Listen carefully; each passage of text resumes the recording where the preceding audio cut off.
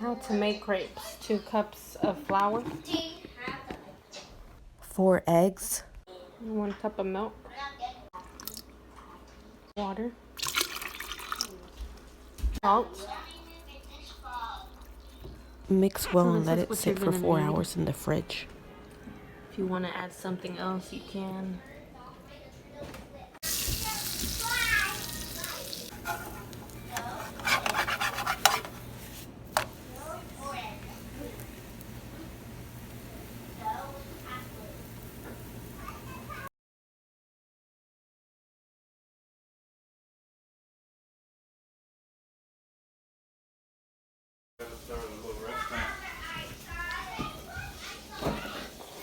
This recipe was so good and easy. Let me know if you still need help making it. Bye.